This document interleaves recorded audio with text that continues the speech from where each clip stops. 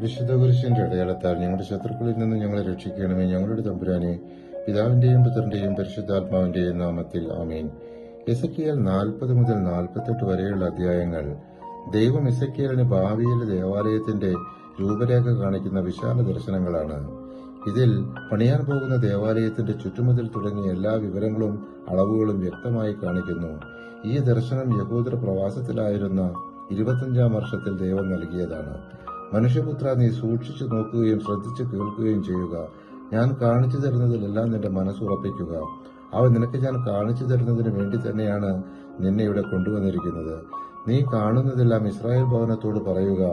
ദേവാലയത്തിന് ചുറ്റും ഒരു മതിലുണ്ടായിരുന്നു. അവന്റെ കയ്യിലുണ്ടായിരുന്ന അളവുകോലിന്റെ നീളം 6 നീണ്ട മുഴമായിരുന്നു. അതായത് ഒരു സാധാരണ മുഴവും ഒരു കൈപ്പത്തിയുടെ വീതിയും കൂടിയ നീളം. അവൻ ഭിത്തിയുടെ കനം അളന്നു. കനം 1 ദണ്ഡ്, ഉയരവും അളന്നു.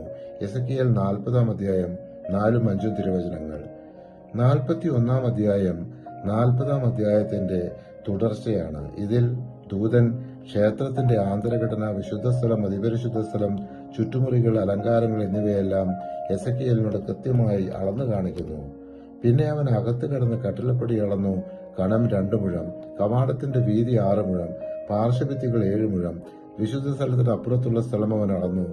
അതിന് 20 മുഴം നീളവും 20 മുഴം വീതിയും ഉണ്ടായിരുന്നു.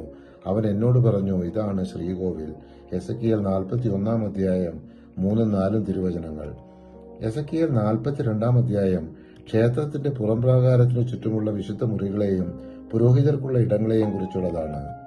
4 വശവും അവൻ അളന്നു. ഓരോ വശത്തും 500 മുഴം നീളത്തിൽ അതിനു ചുറ്റും മതിലുണ്ടായിരുന്നു. അത് വിശുദ്ധ സ്ഥലത്തെ വിശുദ്ധ സ്ഥലമല്ലാത്ത സ്ഥലത്തു നിന്ന് വേർതിരിച്ചു. എസെക്കിയേൽ 42-ാം അധ്യായം 20-ാം തിരുവചനം. പരിശുദ്ധാത്മാവേ, തിരുവചനത്തിന്റെ അനന്തശക്തിയാൽ ആത്മാവിന്റെ ബലങ്ങളും ദാനങ്ങളും നൽകി തീഷ്ണതയാൽ ഞങ്ങളെ ജ്വലിപ്പിക്കണമേ. ആമേൻ.